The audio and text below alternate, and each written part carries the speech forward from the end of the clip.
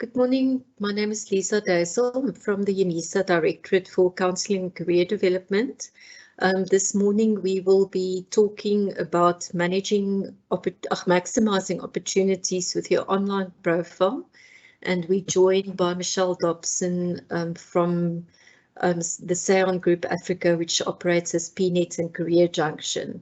So a very warm welcome to the session. We hope that you will participate by posting your questions in the Q&A chat.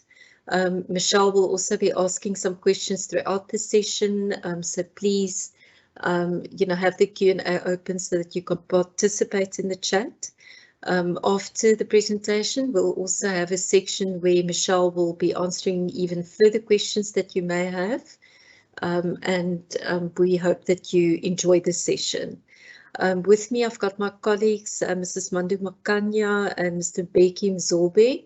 Mandu Makanya will then just help us to get settled into the session by welcoming us and introducing us to our presenter this morning. Thank you, Mandu.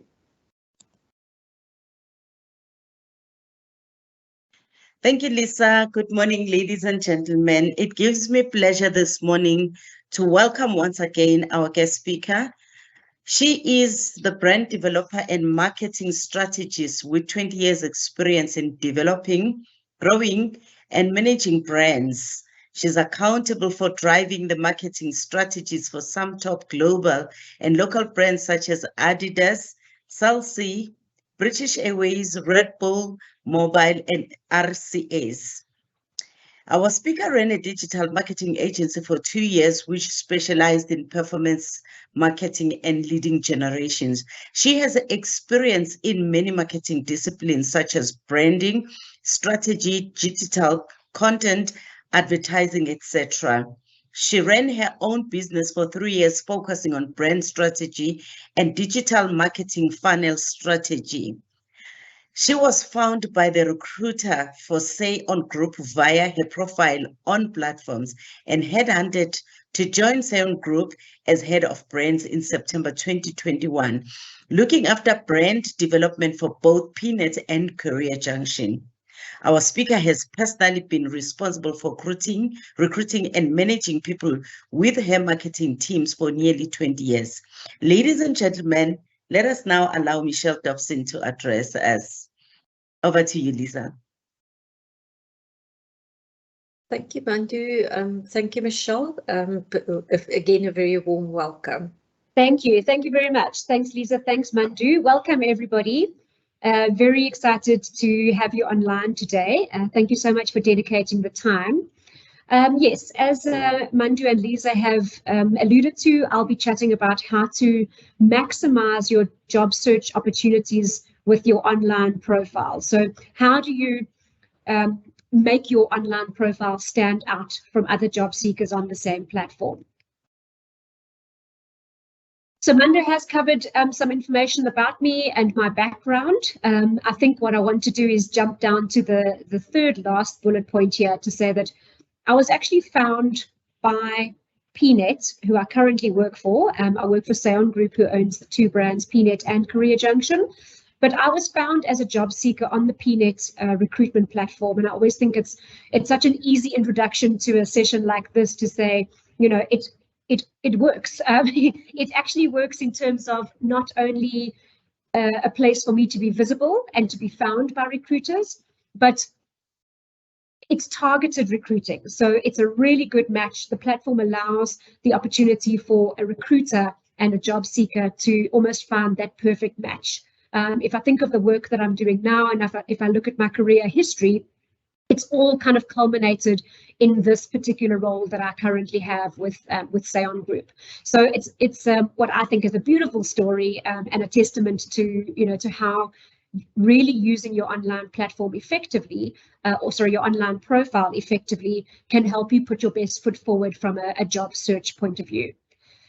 The other thing to mention before we carry on is that I've been in the business, the recruitment industry business, for only a short while, September last year.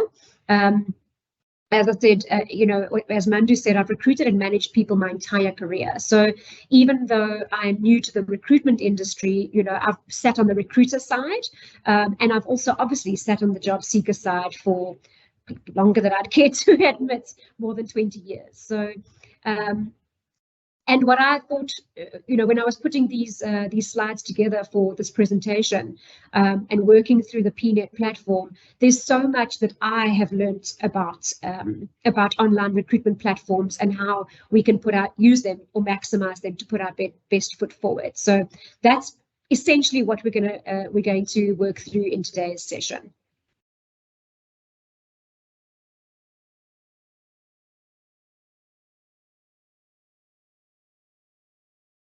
Do you have any specific expectations for the workshop today when it comes to job searching and using online recruitment platforms for job searching? Is there anything specific that you're looking for?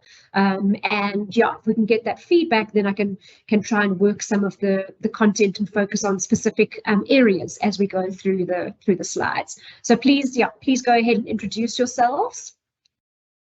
In terms of the content that we're going to talk about in today's workshop, I'm going to take you through a brief history of PNet, and it's less a sales pitch and more just to kind of help you understand how online recruitment platforms such as PNet and CareerJunction, how they've evolved and moved forward from when they were originally developed.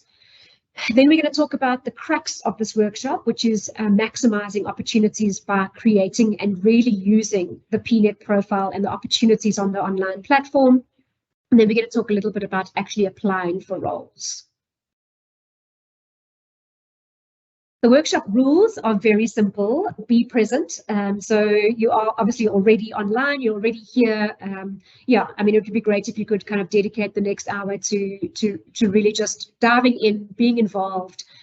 As Lisa said, feel free to type your questions in the Q&A and engage. Feel free to engage. So as I said, there will be a couple of opportunities where I'm going to pose questions, but type your questions throughout and Lisa will manage that and we'll get to some of them at the end if we've still got time.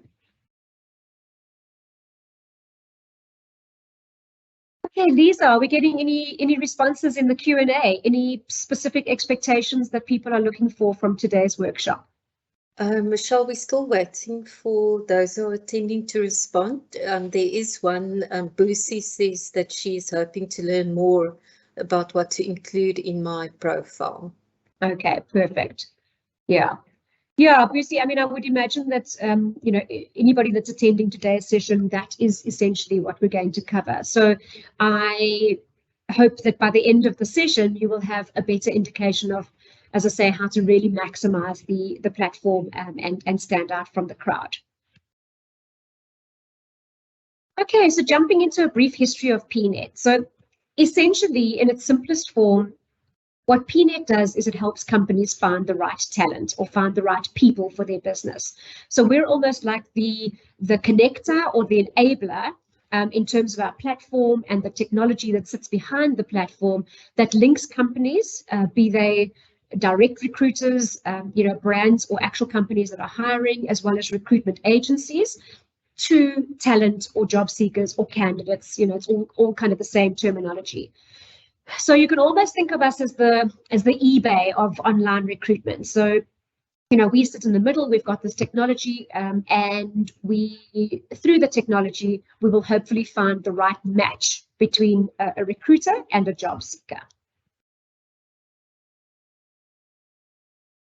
So PNet, as I said, talking through the history of PNet will really just help us understand how the platform has evolved over the past 25 years. So PNet was first established in 1997, and it was created as a job board to create a single web-based facility for recruiters and job seekers. So before online recruitment platforms existed, there was obviously and it depends what your age is. When I say obviously, there were, the way that recruiters put out their job vacancies is they advertise them in newspapers, classified ads, etc., or even just on notice boards. If they were local community notice boards, that they would go and pin their job boards or job vacancies onto.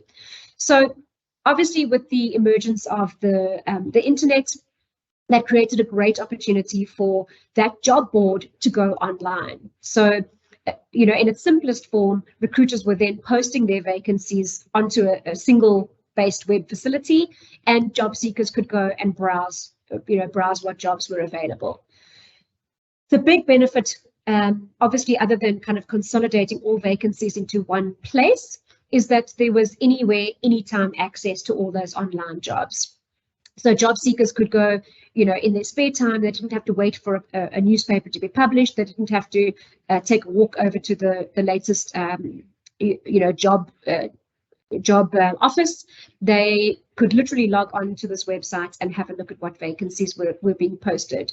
And it also, in its simplest form back in the day, included an easy-to-use search facility. So, in its simplest form, you could go and search by a particular sector or by a particular job role. PNet has over 25 years industry experience, and you'll see when I talk through the next 2 or 3 points, we have since evolved into a sophisticated job matching platform. So we like to refer to PNet as job tech. So, we're now involved in, or have evolved into, some incredible technology that drives the platform in the background. And that allows recruiters to do some very sophisticated things in the background in terms of filtering, shortlisting candidates, etc., and some sophisticated things in terms of job seekers being able to filter for particular sectors, jobs, etc., etc. We're going to go through all of this in detail in the session. And then also, for job seekers to sign up to receive job alerts, for example, where, as soon as a job is published, you'll be the first to know if you've signed up to those emails. So I currently work for Saongroup. I'm not sure if you picked that up from Mandu's introduction, but I represent both the PNet and the CareerJunction brands. Both of those online platforms are owned by Saongroup, and PNet was bought by Saongroup in 2007. Saongroup are they're based in Ireland, so that's the Irish flag on the right there. Sorry, on the left, if you're not familiar with it. And they are specialists in e-recruitment platforms. Saongroup operates in 10 different markets, including Europe, Africa, and the Americas, and they have over 500 staff delivering millions of candidates to jobs in all industry sectors.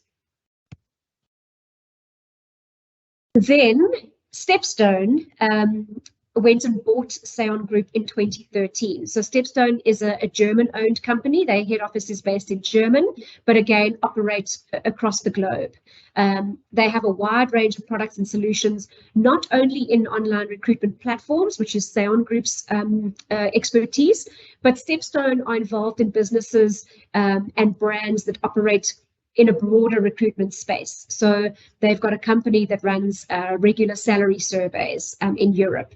They've recently bought a company that produces and builds and develops AI, artificial intelligence technology. They own a business that talks about employer branding. So what employers or recruiters can do to make their businesses and brands more attractive for job seekers. So through this association with Saongroup, the ownership of Saongroup and Stepstone, PNet's moved from the simple job board where recruiters could go and post their vacancies and job seekers could go and see what vacancies exist, to a very sophisticated hiring platform that offers cutting-edge recruitment technology. Stepstone have about 3,700 employees globally. So we really are kind of working with best of breed, working with guys who are absolute experts in the recruitment industry. And then lastly, we've got Axel Springer. So Axel Springer is it's what we call the NASPAS of Germany. It's based in Berlin. It's a media and technology company, and they've got about 16,000 employees with the tagline of or their mission of empowering people to make free decisions for their lives. So, as I say, between the two Saongroup brands, PNet and CareerJunction, we're in good company, working under those various entities. Okay, some interesting stats looking at the PNet platform. So we currently have over 5,000 recruiters that work with our business or work on our platform. The majority of them are recruitment agencies, 82%, who obviously represent a broad range of companies, from small SMEs to medium-sized businesses all the way up to our big corporates and multinationals. And then we've got 18% of our recruiters are direct recruiters, so working for businesses. 12% of them are corporates and 6% fit into the SME space. We have 4 million site visits to our PNet platform, pnet.co.za, every month. And of those 4 million visitors, 1.5 million are unique visits that are coming to the platform. So that's a combination of recruiters as well as job seekers visiting the platform. But in essence, it's a hell of a lot of traffic that comes through the PNet platform. So lots of opportunities for your CV to be visible or your profile to be visible. And obviously on the recruitment side, lots of opportunities for recruiters' job vacancies to be visible too. And then at any given time, we have around, or an average of 30,000 live jobs sitting on the platform. And that's across, I think there's 22 sectors. If you log on to our homepage, pnet.co.za, and scroll a little bit down, you can see all of those sectors that we categorize jobs into or roles into. What I've said here in brackets is that we can't monitor hires. So we often get the question, you might be typing it as we speak, we often get the question as to how many conversions we have, of the applications that we receive on our platform, how many actually convert into a hire for that job seeker. But unfortunately, we can't measure that. So once as I said, we're the eBay of online recruitment that introduces a recruiter to a targeted quality job seeker. Once that introduction has taken place, that relationship or that conversation between the recruiter and the job seeker takes place, away from PNet's knowledge or away from PNet's information. So we do try and work with our recruiters to understand, how many of those job applications are then converting. But often they'll play their cards quite close to their chest in terms of keeping that information to themselves. What we can say is that our recruiters stay with us, they subscribe to us year after year. So the assumption is that they are getting conversions and they are seeing the quality of that talent or those job seekers that are applying for their positions. Otherwise, they wouldn't continue to work with us as subscribed customers. And then one thing to mention, I actually should have updated this slide because we released our Q2 job market trends report yesterday. So we do a quarterly job market trends report, which is essentially, it covers a whole lot of information about the recruitment industry. So you'll see in this little write-up on the left-hand side here, the PNet Job Market Trends Report provides insights into recruitment and employment trends in South Africa. And it's developed to give local businesses a useful summary of the trends that shape the recruitment market. So it essentially talks about supply of jobs and demand, supply of jobs by recruiters and demand of jobs by job seekers. So it is a piece of content that exists predominantly for recruiters to use as input into their HR and recruitment strategies, but there's always some really interesting information there that affects job seekers or candidates as well. So for example, we'll talk about the top roles that are available for recruitment. So this is available to download from our homepage on not from the homepage, I'm lying, on the PNet website. If you go into the PNet website, there is a tab in the top right-hand side that says Recruiter. If you click on Recruiter, then you'll see another navigation tab called Know-How, and under Know-How, you'll either see a blog or Insights. And if you click on Insights, you can download this report and a whole bunch of other sort of white papers and documents that might be of interest. Okay, so before we dive into, as I said, the crux of today's workshop, it would be really interesting for me to understand whether any of you are currently using an online recruitment platform. Is anybody already registered with PNet? Are you using any other online recruitment platforms? If you can just let us know in the Q&A. As I mentioned, so I have throughout my career been registered with both PNet and CareerJunction. The platforms are slightly different from a recruiter perspective, so the technology is slightly different, and we find that some recruiters prefer one platform over the other. We also find that a lot of recruiters, use both of our platforms simultaneously. I have been registered on both the platforms my entire career. As I said, I was actually found by the recruiter for the PNet side of our business when they were looking for a head of brands person to take over that vacancy. Okay, do we have any responses there, Lisa? Michelle, while we're giving people an opportunity, I could perhaps just share with you some of the expectations or the comments that people were making. Fabulous. To your previous question. Thank you. So Mohammed is saying that he's a recent electronic engineering graduate and interested in entry-level opportunities to kickstart his career. And he's also interested in remote jobs. Gil says that she is hoping to find out how to find jobs that match her. Kumisa is looking forward to learning how to polish up and make her profile a winning one. Lasiba is asking for tips about having a good profile picture, the photograph.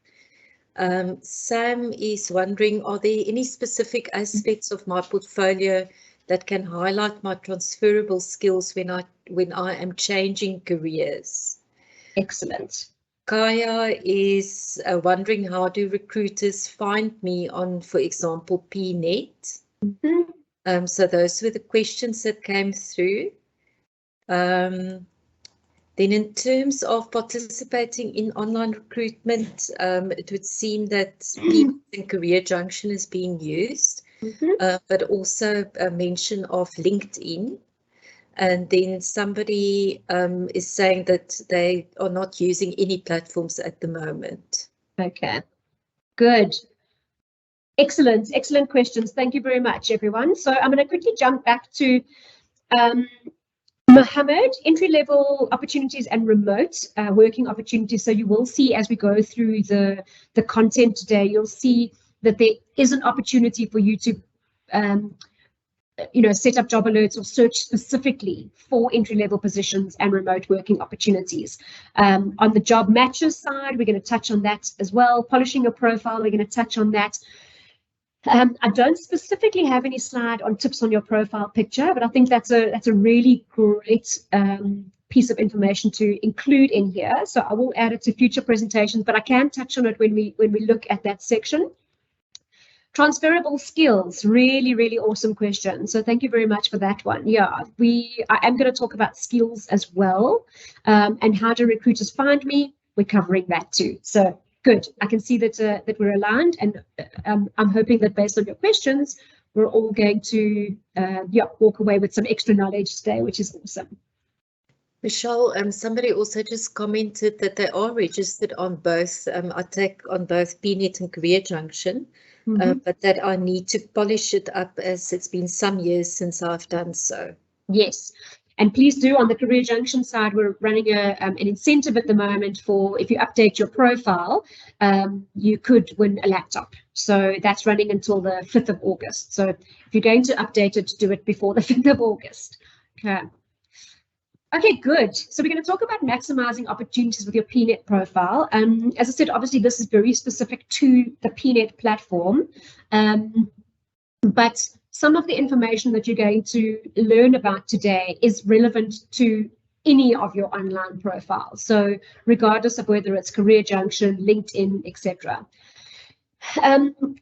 Just to quickly touch on, which might be of interest, kind of the difference between PNet and CareerJunction versus a platform like LinkedIn. So LinkedIn is very much, so LinkedIn is a social networking tool first and foremost. And obviously on the back end of that, because of the information that LinkedIn has access to, it is able to offer recruitment opportunities or kind of job search opportunities.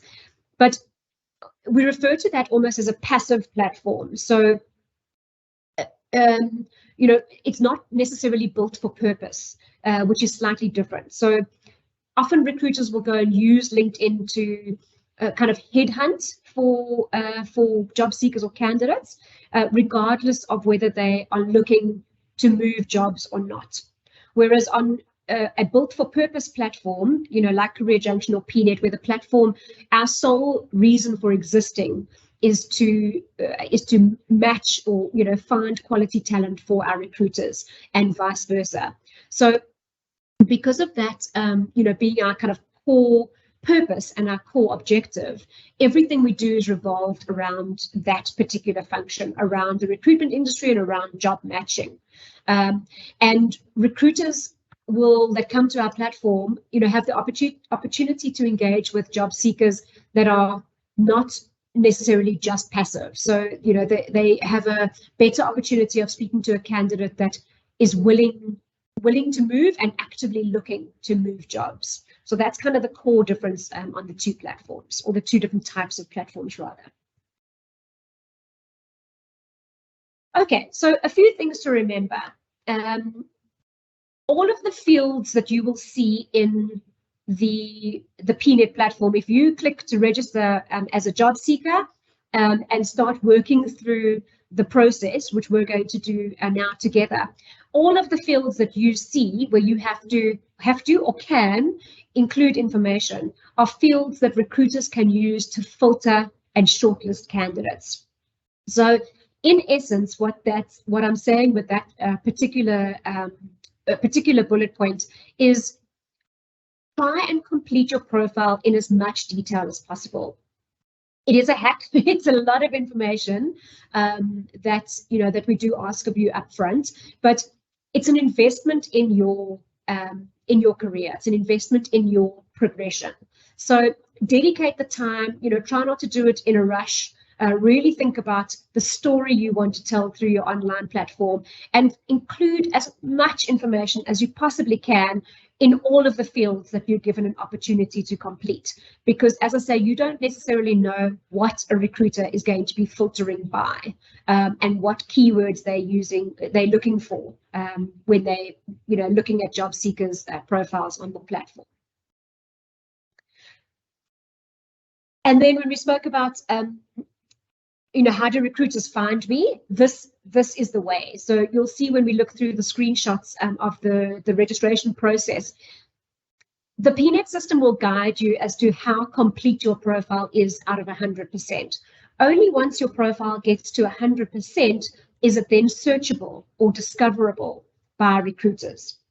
So we have a huge percentage of our recruiters or our customers that will only come onto the platform to headhunt or search the database of job seekers. So if you've got your profile to 80%, you know, and that 80% is absolutely beautifully input, you know, you've really thought through that 80%, but you're not at 100%, your CV isn't yet searchable or discoverable by those recruiters.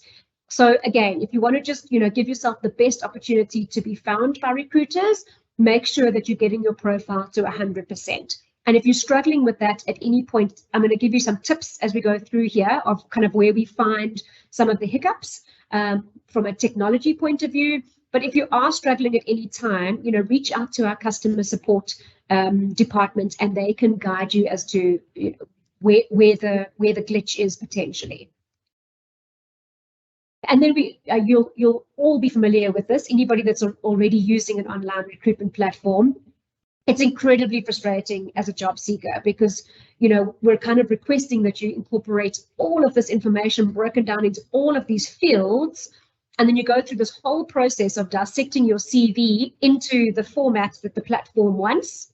And then at the end, it says, please upload your CV. So why? Why do we do this? So there's definitely some method to our madness there.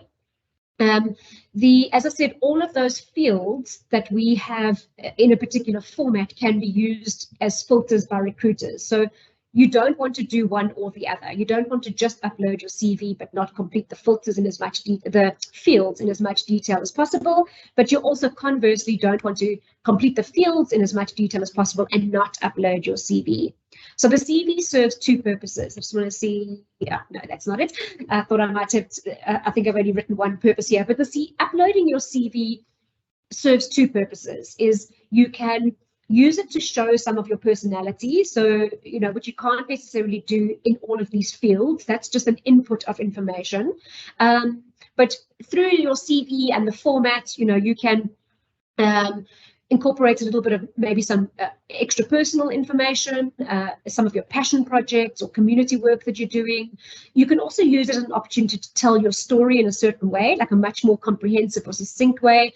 The layout of your CV, the way the story flows, the design, if you've, you know, put some design effort into your CV, all of that will give the recruiter some information about this person that they're looking at on the online platform. So it is an opportunity to show some of your personality, almost like a LinkedIn profile would be, you know, your kind of summary of your LinkedIn profile. So that's where you would do that on our PNet platform. And it also, I haven't mentioned it here, but we'll probably chat about it when we go through the content, the screenshots of the process.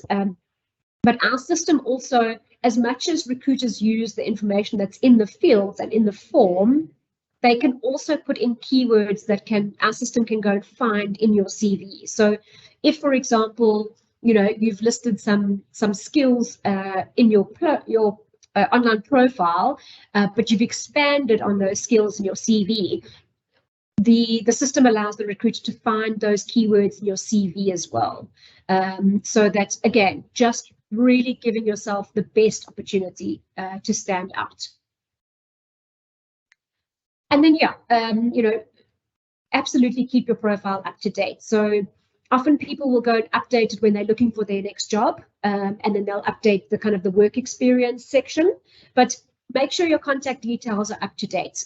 You know, make sure if you've got any qualifications, even if they, you know, sort of casual qualifications, or you've done a Udemy course online, whatever it is, keep that information up to date so that if you are ever discovered by a recruiter like I was, as I said, I was not actively looking for a new role or a new opportunity, but when this opportunity did present itself, it sounded perfect.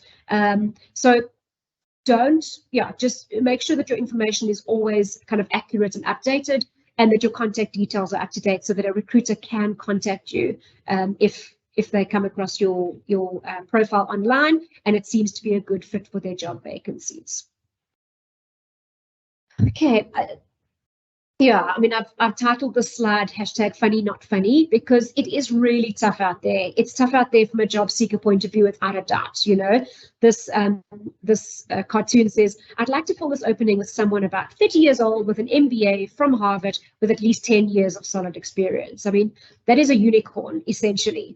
But we do see job specs like that on our platform. You know, recruiters are looking for. Yeah, they're looking for that unicorn. So make sure that you are able to put your best foot forward through your online platform. What I will say about this quickly is that, and it's a question I got asked in a previous workshop that I presented, is generally a recruiter will put down their wish list. So if you meet, I would say, sort of 70% of the criteria in that job spec, you are probably still a good candidate for that job. You know, there's very, very, very seldom are you going to meet 100% of the criteria that's been put down. And that's where things like showing your transferable skills, you know, showcasing other aspects, not just your work experience and your qualifications, can really help you, you know, give them a sense of comfort that you're still able to manage that extra 30%, even though you don't currently or yet have experience in that area. Okay, so jumping into the detail now. So as I said, the process is pretty self-explanatory. Some of the slides do talk through the step-by-steps, but I'm going to skip through the ones that are self-explanatory and just stop in the areas where we see job seekers kind of, come across something in the process that they're not sure of, or that they leave it blank, where we see that recruiters are actually using that as a filtering tool or whatever it is. So essentially, you would log on to pnet.coza, and on the right-hand side, there's a button there that says register. So if you are an existing job seeker, you would obviously sign in. If you haven't yet registered a profile, you would register. And if you are a recruiter, one of our customers, you would obviously sign in on the recruiter sign in. You'll then be asked to enter an email address and create a password. And that will get sent to your email address to verify that that information is correct. So you can, at this point, continue with your registration process, but you won't be able to log back into your profile until you've done that verification check through your email. And if you are using Gmail or kind of any other non-corporate program, remember to check your junk or your promotions folder for that verification. Okay, and then we're going to start talking through the personal details section. So, yeah, as I said, I haven't included any information specifically about photo, but we can quickly touch on that.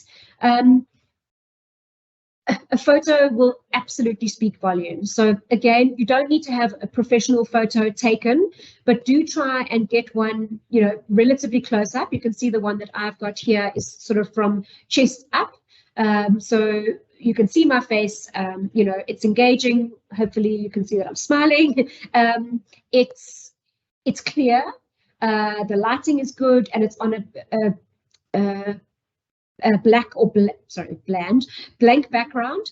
And I specifically wore black for this photo to be taken because patterns or stripes or anything like that on a photograph can come out quite squiggly and pixelated. So yeah, so you can get somebody to help you with this, a friend, a family member, but be nice and open and engaging, and make sure the photo is cropped in the right place so that you can actually see your face, and that you've got a nice clear background and you're not wearing anything too crazy.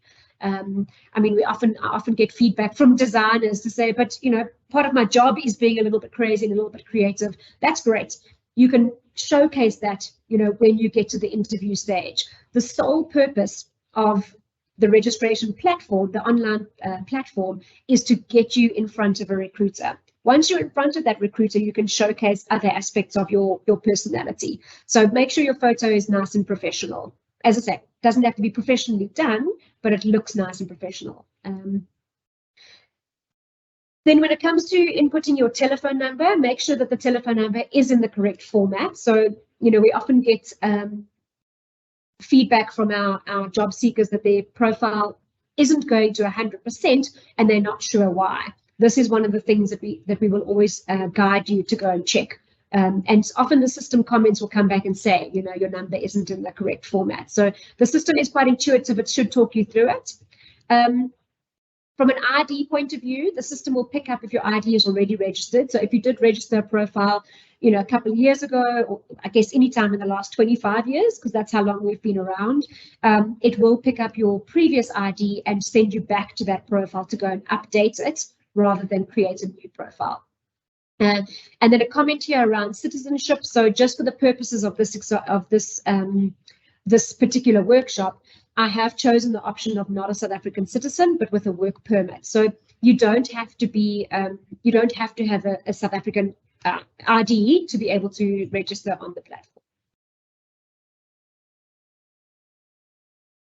Okay, and then the next step is your work experience. So we ask you to add at least your most recent or current position, but our sort of tip, based on what we know about recruiters and how they look for job seekers, is try to provide details of at least 3 of your most recent positions. And you'll see there the different fields under work experience, quite self-explanatory. What job did you have? Who did you work for? How long have you been doing it? Are you currently in that position? What industry was that business in? And then most of these give you drop downs. And if it's not in the drop down, you can either choose other or sometimes you get an opportunity to add something. But yeah, that should be self-explanatory. But what I want to ask here is, well, what some of you might be thinking is, what if you have no work experience to date? What do you think you can add here if you're looking for your first job? So I'm going to give you sort of just a minute to type something into the Q&A. Let me know what you think you can put in the platform here if you haven't yet gained any kind of work or career experience.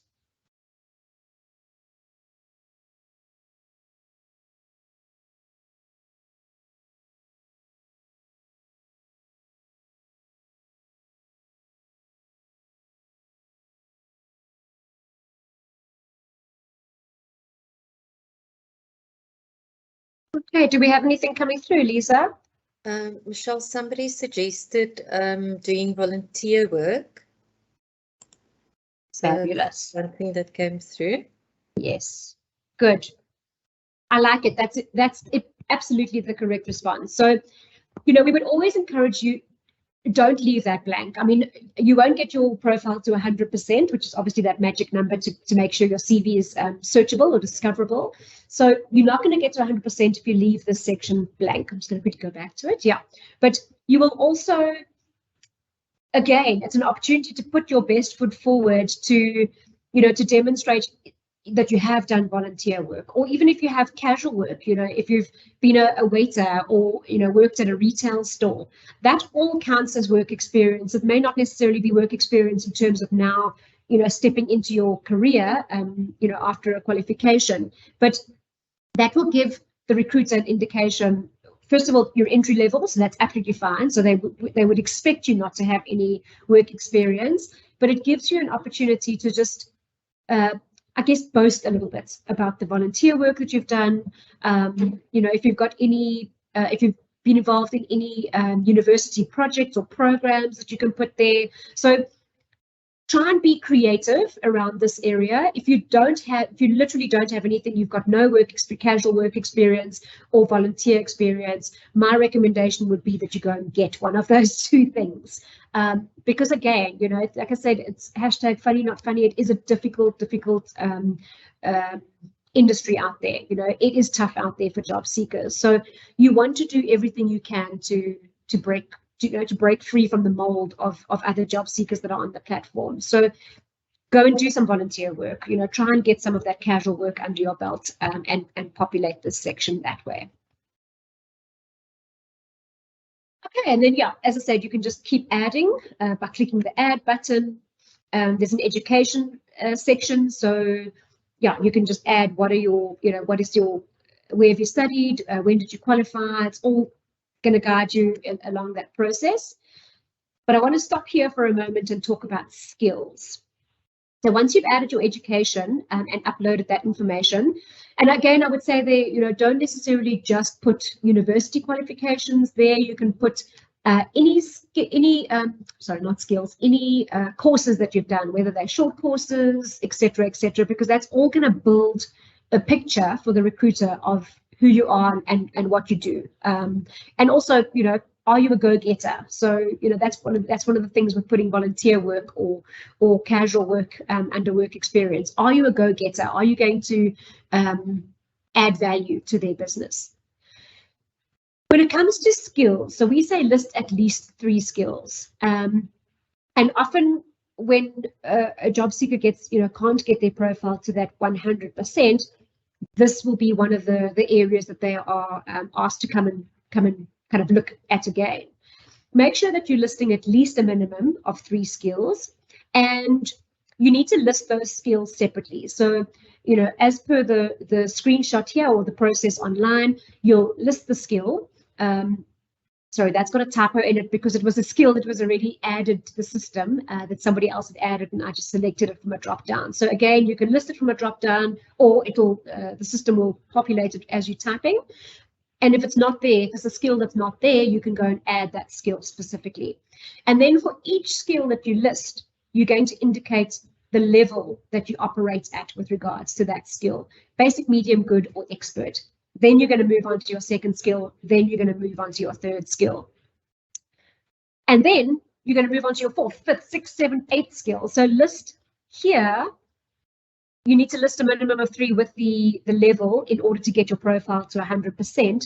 But my recommendation is to go and add as many skills as you possibly can. And they don't necessarily just have to be hard skills. So you'll see in the yellow block on the left-hand side there, I've said, include your hard and your soft skills. And sorry, that's another typo. But, you know, you often job seekers will think of their sort of hard skills like their qualification, the, you know, potentially budget management or things like that, things that they've actually developed in their work experience or through their qualification. But skills, soft skills are becoming increasingly important in a work environment, and recruiters will often filter by soft skills, or they will go and search. Remember I said at the beginning that once you've done all of this work to put this information into the platform, we'll ask you to upload your CV. Often they'll go and, you know, try and scroll through that CV to pull out soft skills as well. And soft skills are things that we all possess, obviously to various degrees and different soft skills. But for example, communication skills, you know, the art of communication or being clear and articulating what you need or want from somebody else. That is a huge skill that is, you know, massively beneficial in the work environment. And we all have those communication skills, again, to various levels, but we are all involved in communication every day with, you know, peers, colleagues, you know, other students, our friends and family. So if that is something that you believe you are good at, put that down as a soft skill. You know, even something like project management, you know, if you've been involved in planning, I don't know, events or parties or, you know, something to that extent, either within your circle of friends or through the university, that requires a project management skill. You know, so again, think creatively about the kind of skills that you would possess. Conflict management, you know, conflict management is a really important skill when it comes to the diversity of our work environments. So conflict management is another great soft skill to list down there. But have a good, that's why I say don't try and do this sort of quickly just to get it out and logged. Have a proper sit down and think through what the things that you're involved in on a daily basis that are producing soft skills for you as an individual, and which of those soft skills would be relevant to your industry or the kind of work that you're looking for. Okay, then you're going to go on and complete the languages section. There's a section here that says, you know, complete your desired job criteria. So what is the job that you're ideally looking for, and in terms of location, your job title, so what kind of role are you looking for? So if you type in there, for example, if I typed in there head of brands, you know, don't be worried that if the job role isn't called head of brands, for example, it's called brand director or brand manager, that, you know, you're then automatically going to be excluded, because what our system will do is it'll group a whole lot of similar jobs together. So if I put head of brands, the system will identify that, you know, this could also mean brand manager, brand director, brand strategist, whatever, you know, whatever's been grouped into that category. So you're not going to be excluded based on the information that you put in here. And often, if you see their job category, it's got a little asterisk next to it. So often people will miss this. Job seekers will miss this when they're registering their online profile. It is a mandatory section. So again, if you're not getting to 100% on your profile, come back and check that under desired job criteria, under that subheading, that you've gone and completed your job category in there as well. Then you'll complete your notice period, your current salary section. So again, just quickly touching on the current salary section, you know, we find a lot of job seekers that leave this blank. And leaving it blank is not actually to your benefit. I know I've done it myself, you know, you don't want to put a salary there and then potentially there's a job that you're not necessarily going to be shortlisted for because it's either above your salary expectations or below your salary expectations, but recruiters will come to the platform with a very broad range of salary. But what they will do is say, don't to the system, don't let me see any job seekers that are earning less than X or more than Y.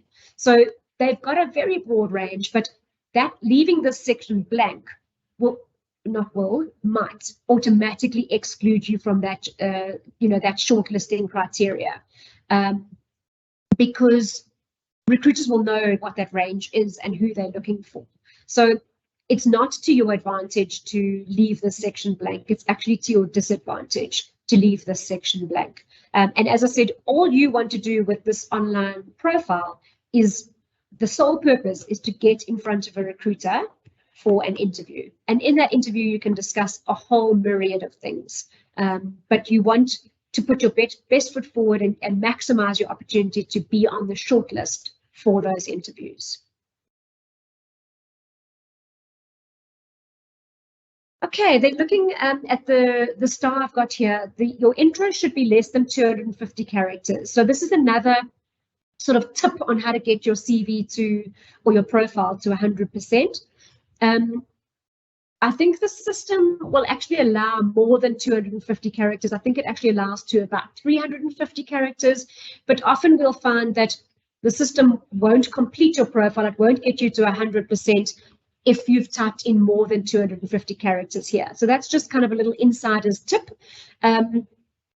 You can, once your profile has been uploaded and is marked as 100%, you can come back in and add an extra 100 characters. But essentially 200 characters should be enough for you to, it's almost like your little sales elevator pitch, So what is, if they had to summarize who you are or what you're about from a career progression or career job seeker perspective, you should be able to do that in 250 characters or less anyway. And then, yeah, as I said, that the rest of the information in your profile will then unpack what you've put there as your elevator pitch. And then, yes, so you'll be notified how far you are from completing your registration and what still needs to be completed. So in this example, I was only at 73%, and it's instructed me to go and add my skills.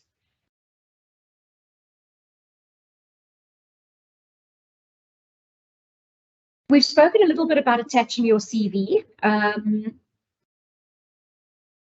Yeah, again, another tip, if you scan your CV and upload it, it's not going to sort of add or contribute to your profile. It's still going to say that you need to attach your CV. The scanned CV isn't searchable by our platform. So as I mentioned earlier at the beginning of the discussion, a recruiter can filter by all of these fields in the form in the online profile, but they may also want to search for specific keywords in your CV. So we do ask that your CV is uploaded in one of these chosen, one of these supplied supported file formats. And there you can see it's a PDF, doc, docx, ODT, JPEG, etc., etc. So make sure that you've got it in one of those formats before you upload it. And then, yeah, once you reach 100%, as I said, that is when your CV will be, your profile will be complete and searchable by recruiters. So that's essentially how recruiters will find you. And, recruiting happens in two ways, essentially, through online recruitment. As I said, recruiters can go and headhunt on the database. So they have a position, they don't necessarily advertise that vacancy, but based on the candidates that are sitting on the platform and the job criteria that they're looking to fill, they can go and find, targeted or relevant job seekers on the platform and then shortlist them based on the various inputs, the information that they've input into their profile. The other way, of course, is if they advertise their job vacancies and you have either set up job alerts, so you get notified of those job vacancies, relevant job vacancies in the sector you're looking for. Those job alerts will be delivered directly to your email inbox, or periodically you can come onto the platform and search and filter by jobs available across specific locations, the type of job you're looking for. I know, Mohammed, you said you're looking for entry-level and remote opportunities. We have both of those as filters. I think we call them work from home. I'm not sure if it says remote, but it's this kind of the same filter.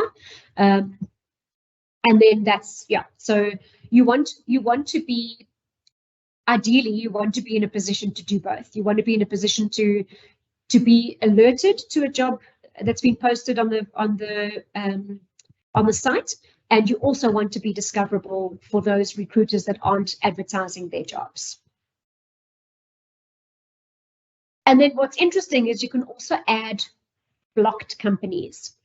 So, often we get job seekers that raise a concern to say, well, they actually don't want their current company to know that they are actively looking to move.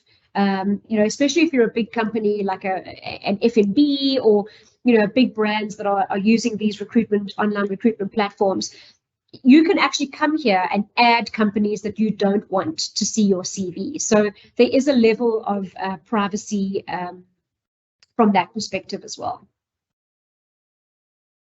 And then job alerts. I have mentioned job alerts a couple of times, but this is where you would go on the platform to set up those job alerts.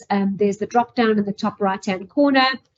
You click on set up job alerts. It'll take you to this page, and you can choose to get a job alert either weekly or daily.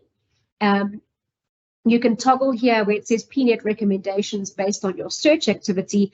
If you toggle this to the little button to the right, our technology, which actually does use some artificial intelligence in this process, our technology will actually identify the kind of jobs you've been looking for, where you've been browsing on the website, what the location is that you've been looking for. Are you looking for remote work? Is it entry level? Is it senior management? Whatever it is, based on your behavior on the website, if you toggle this button to the right, we will serve you job ads or job vacancies when they are posted by recruiters, so that based on the kind of information that we see that you're looking for from a job alert perspective.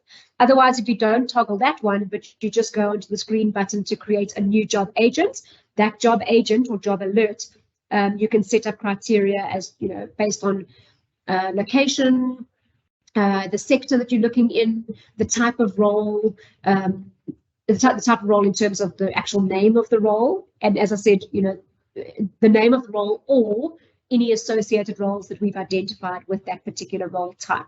But then also the type of role in terms of, is it entry level all the way up to executive?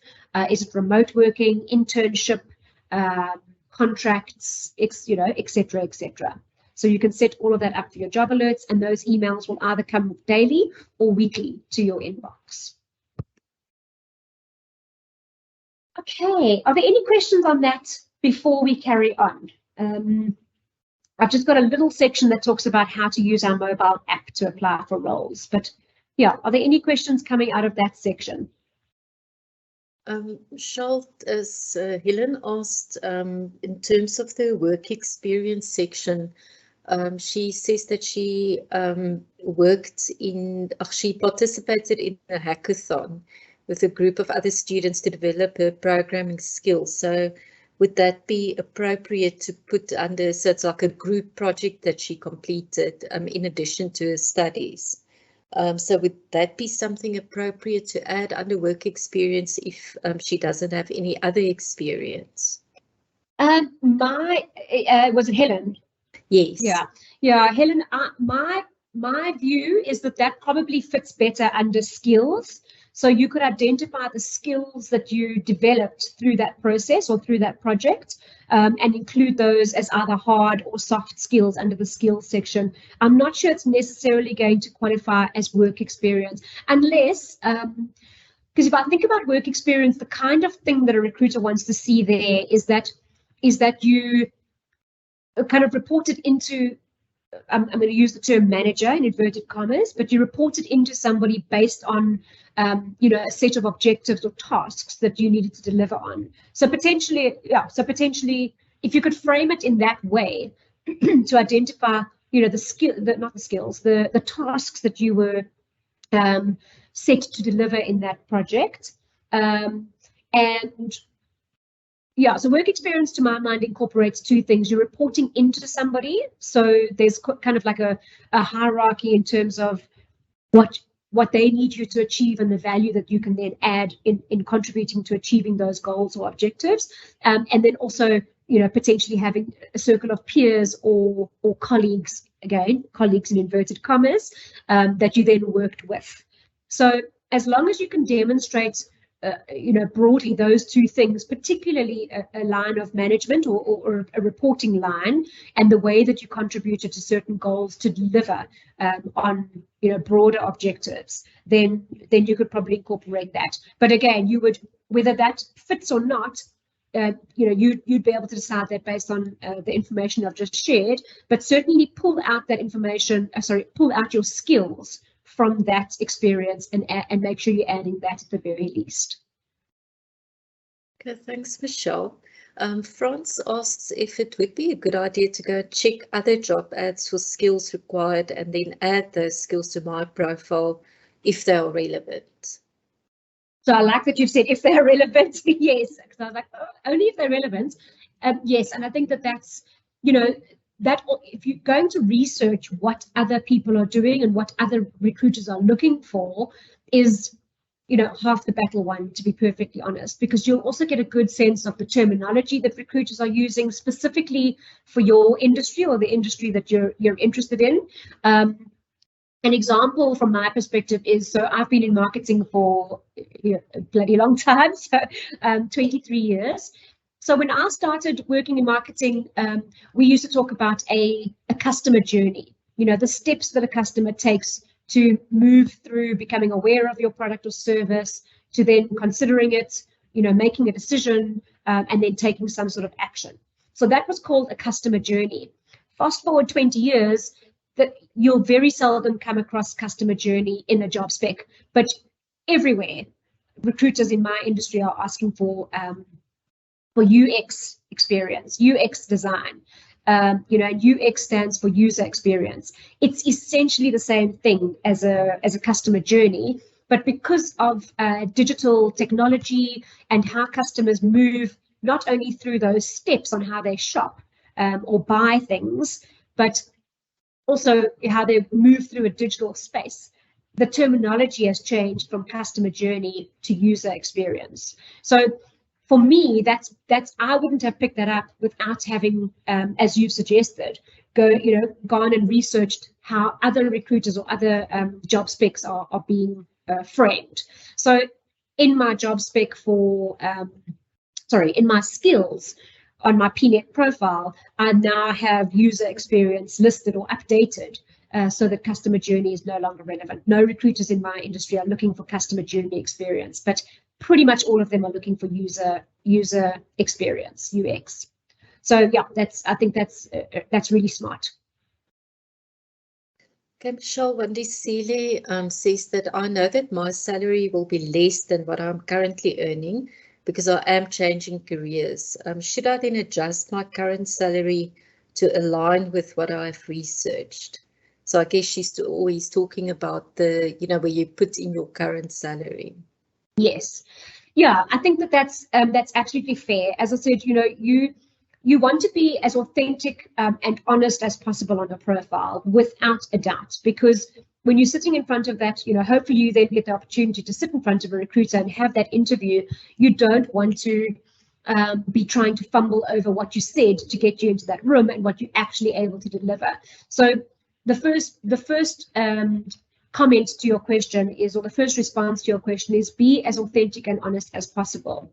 But in the case, in your instance where you are actually changing careers, I think it's more than fair to go and put in, a very realistic figure for that new career, provided you obviously, are able to demonstrate those transferable skills and all, the way that you fit that career or job change. But I think it's more than, you know, it will be very easy for you if you sit in front of a recruiter in an interview process to demonstrate why you put that salary figure down. So it's not, you know, if it was me recruiting, I wouldn't feel like, hey, this one's trying its luck, pulling a fast one. It would be very understandable for me that that's the figure you put in, because that's your expectation of this new position in this new career. Okay, thanks, Michelle. And then Carl is asking, do you have any quick tips for structure for the description or the about me question? Not really. I mean, it's so very dependent. I'm going to quickly shoot back to where there is one here. So, you know, so what I've said here is I'm an experienced marketing strategist and brand developer with 20 years experience. So it's almost like, as I say, your elevator pitch. It's your summary of everything that you've put down in your profile that then follows. So it's difficult to give very specific tips because it would depend on all the information that you've populated below that. But for example, what I wanted to demonstrate with my elevator pitch is obviously the industry that I operate in. So I've listed marketing and brand. I've said experience, so you can see that, and 20 years, so you can see that I am a senior without saying I'm a senior marketer. I've said there that I'm experienced and I have 20 years experience, so that's probably not a great way to frame it, but you know, that's what I want to get across without saying that I'm senior. I do have a lot of experience. I've also chosen the words strategist and developer because they're quite specific to the kind of role that I would be looking for. So you know, I don't want a marketing management role. I want a role where marketing is a strategic component of the business. So it's not a support function of the business. It's not a division of the business that puts presentations together or, you know, make sure that the letterheads carry the correct logo. It's actually a strategic function of the business.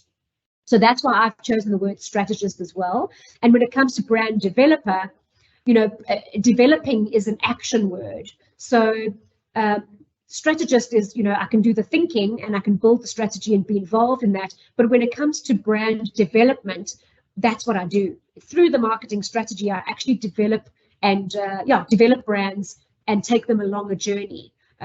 So those words have been chosen in a very specific way to demonstrate all of the information that you will find below in my CV. You'll see that I've, you know, had a wealth of experience with some incredible brands. You can see that I've developed those brands. So I've, you know, not necessarily in my PNet profile, but when we get into a conversation, I've got very clear, almost like proof of the value that I've added to those brands in terms of the business's bottom line or brand awareness metrics or whatever it is. So that's really, yeah, I mean, those are kind of the potentially tips by default, you know, looking at how I would have formulated my elevator pitch.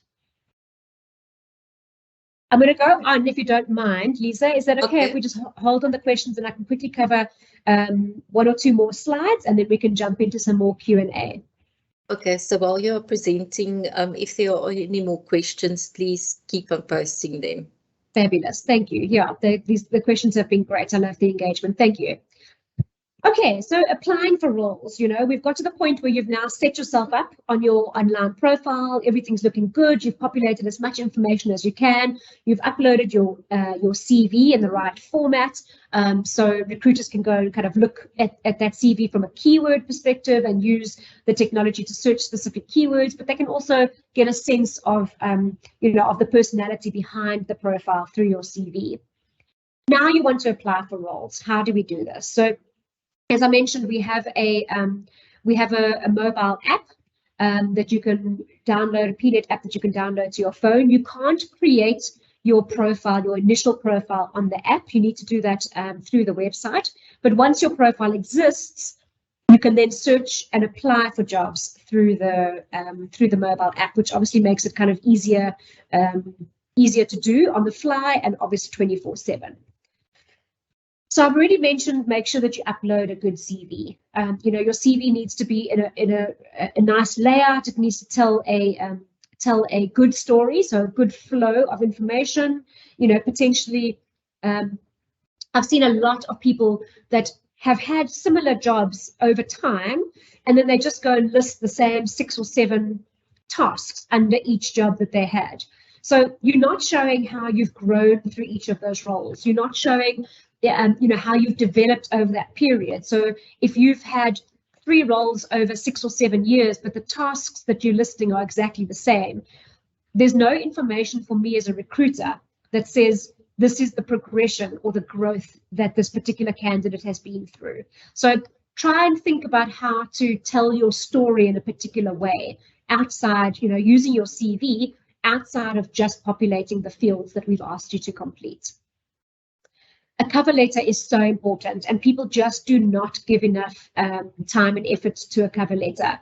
So your cover letter should be, short, succinct.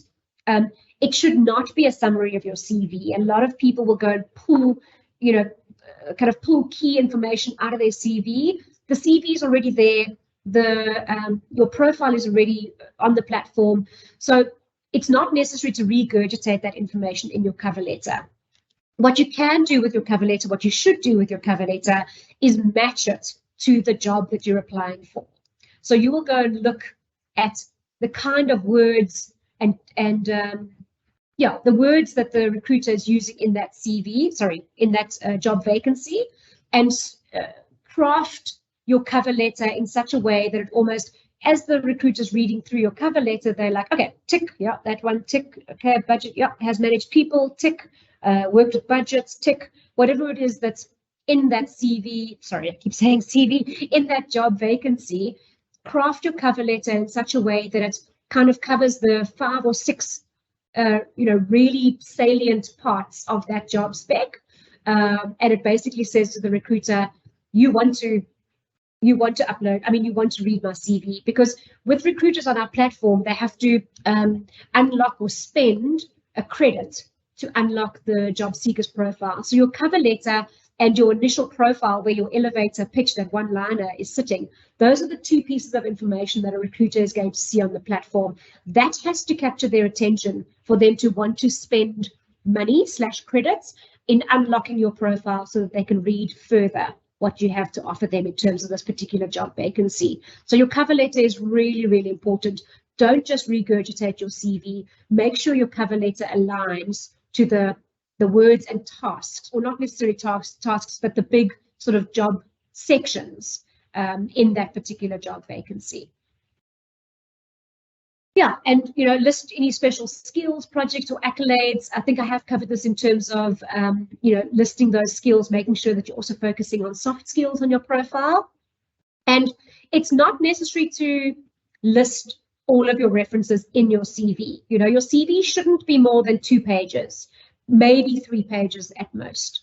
My CV, I've been working for 23 years, and my CV is 2 pages bang on. It's enough information for a recruiter to say, okay, I like what I see here, hopefully. For a recruiter to say, I like what I see here, it meets the key criteria that I'm looking for, let me invite this person for an interview. So keep your CV short and succinct, but if you do have references, then it's always a good idea to, at the bottom of your CV, say references available on request, because that'll indicate to the recruiter that if they want to take this process further, you are more than comfortable introducing some references who are going to almost verify the information that you've put on your profile.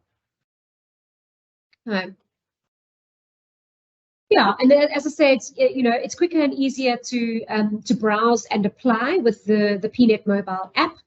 You can apply to real-time job vacancies anytime, anywhere, and you can search by location or industry. So I've just got a couple of screenshots here that will show the various search and filtering criteria for you as a job seeker. So you can put in your job, the job sector that you're looking for, or the job role that you're looking for, either accountant, or I've put in your brand manager to get these searches. You can put in the location, Polokwane, Gauteng, and so on this find tab at the bottom, if you put in these search criteria, it's then going to show you all the jobs that are available in that particular area with that particular role. So in Polokwane, at the time that I pulled this information, there were 2 accounting jobs available. In Gauteng, at this time, there were 570 brand manager, all related, related to brand manager jobs available. And then there's all sorts of filtering options. So the filtering options that are available, almost like when you set up your profile, are quite similar in terms of the filtering options you can use on the mobile app when you're looking for particular jobs. You're trying to filter by which jobs are available on the platform. So you can indicate, how recently those jobs would have been. Are they new, last week, all of the jobs, the categories. So these are all your job sectors, essentially. The type of work. So Mohammed, here's your work from home or your remote working, part-time, full-time. Job application method and job language. Your type of contract. So again, here you've got apprenticeship, internship. So this will, here you'll know whether it's an entry level or student job, fixed term, freelancer, etc., etc. You can obviously tick all of them. If you want to see all jobs, all brand manager jobs in Gauteng, you can just tick all of these. What kind of experience you required. So obviously, if you've ticked here no experience, first jobs, that's going to already explain a lot about the kind of information you've put in your work experience if this section, if this is the first job that you're applying for. The cities, what is the location, which regions, etc., etc. And then all of those filters will be added or processed, and then it will serve whichever, so based on the criteria that I used for this particular example, there were 25 jobs. So it showed me 1 out of 25, and then I could click to the next one, or I could read the information about that job and go and click and apply for it. You can also save jobs. So, once the system serves you the number of jobs available for all of your search criteria, if you are, then needing to get back to work or you're distracted by something, you can go and save that job to go and look at a little bit later. And then if you come back to the app and click on My Jobs, it'll give you all the jobs that you saved here with the little hearts that you can then go and review again. Your job alerts. So looking at the bottom here, again, the way you've set up your job alerts on email through the desktop or website profile, you can come and set up your job alerts in a very similar way through the mobile app. And then there's a couple of other things on the More tab. So, send feedback, you can share the app, you can rate the app, etc. And obviously all of our legal information is on there as well. Some do's and don'ts. So I think we would have covered this already in the conversation, but just to reiterate what kind of the salient points are coming out of this, make sure your profile is 100% complete on, this is specific to the PNet platform, to make sure that your CV is discoverable, your profile is discoverable by recruiters. But in essence, it's a good idea, whichever platform you're using, to put in as much information as possible, because recruiters are going to filter by that information. Keep your profile up to date. We've got, particularly in the IT industry, it's a major problem finding candidates in the IT industry, because a recruiter might say that they need somebody with Python developer training or skills, and a candidate's gone through the Python training, but they haven't updated their profile to indicate that they have this particular development skill on their software development skill on their profile. So make sure you keep your profile up to date once you've upskilled or changed jobs or learned a new skill or whatever it is. Tailor your cover letter, we've spoken about that. Create a job alert, we've spoken about that. And if you do get an interview, prepare for it. We did a lovely interview readiness presentation as part of this job readiness with UNISA. So I think it is, Mandu or Lisa can confirm, I think it is uploaded to the UNISA YouTube channel. But yeah, some great information there in terms of how to prepare for an interview. So if you are one of those lucky people that the profile is interesting enough that you get the opportunity to sit in front of a recruiter, make sure that you're ready for that. Those opportunities are scarce and can really lead to some really wonderful things. Don't apply for too many jobs. We actually haven't covered these 2 points. Don't apply for too many jobs. Be really single-minded and focused about what you're after. So I know that it's, that it's really tough out there, and it's tempting to just apply across the board for anything that looks remotely similar to what you might need. But recruiters can pick up on that. They can pick up that, you can't necessarily be an expert in all of these things that you've applied for. So make sure that you are very, very focused about the job that you want to target, that your profile speaks to that particular job or career that you're looking for, that your CV speaks to that, your cover letter speaks to that, and that when you are doing those job searches, make sure that your own job search filters are narrow enough that they are only going to bring back relevant jobs for you. And yeah, you're not wasting your time, you're not wasting the recruiter's time. And you are being single-minded and very focused about the content that you're putting up on your profile.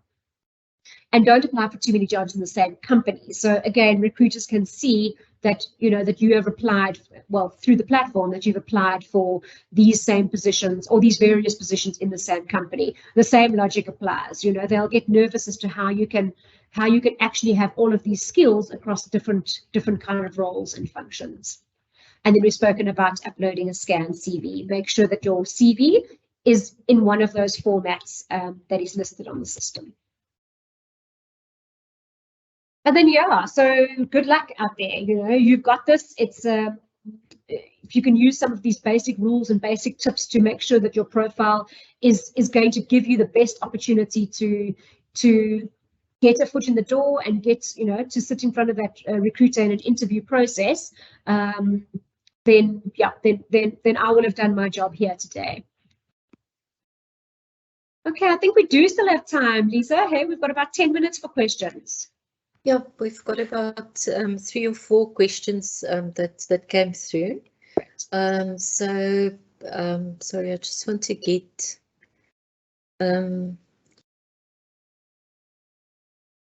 Sintimbele asked, how often do recruiters check the website? And then also, are they from the private sector or both the private and public sector? She's specifically interested in jobs from universities, for example. Okay. So in terms of how often recruiters check the website, it's, daily. As I said there, we've got 4 million visitors to our website every month across recruiters and job seekers. So there's a lot of activity happening on the platform. It depends on the size of their business, to be honest, and it depends, some, for example, SMEs, they will only come to the platform when they have a need. So they will search on a needs basis or post their job advert on a needs basis. There are some recruiters, potentially in big corporate, that are always bringing in new people into the business. So some of them have almost like what we call a recurring job ad. That's live all the time, and those recruiters will be constantly looking at the platform and either posting their jobs or searching the database. And those kind of, for those recruiters, the way that they use the system is to create what they call a talent pool. So they'll almost have a particular kind of job role. That's, let's say they need salespeople in their business constantly, and that's a high churn area in their business. So they may have a job ad for this particular sales position advertised constantly, and based on the applications that come through, they, can create a little talent pool of candidates that are interested in that job. So the next time somebody leaves the business, they don't have to advertise their job, wait 2 weeks for people to apply, then start the interview process. They're already sitting with candidates who could potentially fill that vacancy the minute a salesperson leaves their business. So yeah, so it's impossible to say. It depends entirely on the recruitment strategy of that business, how often they're recruiting, what job they're recruiting for, etc., etc. And then in terms of private sector, it's both. It is both. We do find, particularly in government jobs, that a lot of those are word of mouth. So, we are actively working with different government departments to post their job ads on platforms like PNet or CareerJunction, just because it'll give them an opportunity to get sort of new, fresh talent into their into their businesses, as opposed to only using word of mouth and networks within their current business. So yeah, it's all kinds of jobs across all sectors, and also, as I said, depth of entry level all the way up to executive positions. Okay, then Sintobele also asked, will they need proof for some of the short courses I attend? These courses which I've attended, but because of COVID, I still have not received any certificates yet. Do I add them? So again, I mean, there's no hard and fast rule there. As I mentioned, I think it was when I was responding to Helen's comment, I think it was. But first and foremost, be honest and authentic in your profile. You have that experience or that theory. So to my mind, I think it's absolutely perfect for you to add that information to your profile. If you are then, asked the question, or you can even volunteer that response if you get to an interview stage. As I said, your profile, everything about your profile should be working its damnedest to get you an interview to sit in front of a person. Once you're sitting in front of a person, then it's a different ball game, because then you've got the opportunity to have a one-on-one conversation. It's personable. It's a conversation, so it's not sort of a set of data that you're presenting. And then you can even, as I say, volunteer that information before you get asked, so it doesn't look like you're trying to hide this. I think that's perfectly acceptable to add that information to your profile. Okay, and then somebody also asked, I would like to know how you fill in if your qualification is still in progress. Is there space for you to indicate that? So I'm actually not sure. I'm just flicking back there. It might still, I would imagine, the same way as it says with your job, you can tick whether it's current or whatever it is. I'm sure they must have the same on education. No, it doesn't look like it. No. So it does look like that you have to have completed that qualification. Again, what you could do is, your graduation year, there might be an opportunity in this drop down to indicate when you expect to finish that qualification. I think that might be a way. I'd have to log on to the system and double check. But I think it does give you an opportunity to indicate where you expect to graduate if you haven't already. Thanks, Michelle. And then the last question would just be, in addition to what you've shared already, do you have any tips on making your profile stand out to recruiters?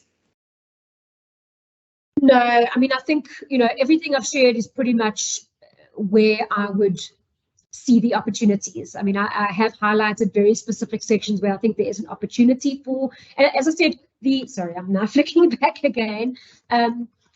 Recruiters will see this summary. So they will see your photo, they will see, some very basic sort of, generic criteria around location, race, gender, etc., contact details, and then they will see your elevator pitch, potentially some of the job roles, but nothing much more than these personal details. So that's what they're going to see if they are scrolling through based on searching the database.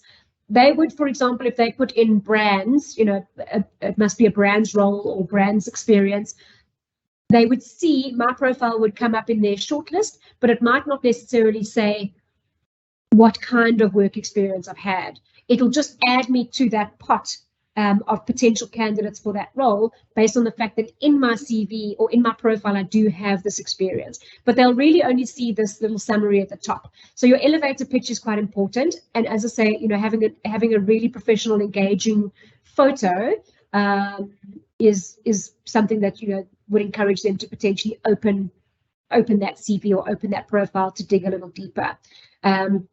But other than that, the tips that, and obviously your cover letter, I've spoken, if you are applying for a particular role, if that recruiter's actually advertised that position, your cover letter, honestly, as a recruiter myself, the cover letter can absolutely make or break, whether you get kind of put onto that shortlist pile or not. So yeah, other than that, and some of the other tips that I've shared here, I don't really have anything additional that suggests how you can stand out. Your interview is obviously really the opportunity to shine, but your profile is so critical in terms of how you get shortlisted to actually get the opportunity to have that interview process. Okay, thanks, Michelle. That's the last question. So for those of you who did ask, we will be, and Michelle mentioned that we are posting recordings of this particular session, but also some previous sessions in this series of employability and career-related presentations on our YouTube channel. So I've posted a link to the YouTube channel in the chat or in the Q&A. We would also like to invite you to share with us how you experienced today's presentation, what did you learn, what else do you need to know. And then there are 2 email addresses for Mrs. Mandu Makanya as well as myself on the screen. And then you are welcome to send us an email if you've got any follow-up questions or just some comments about today's presentation.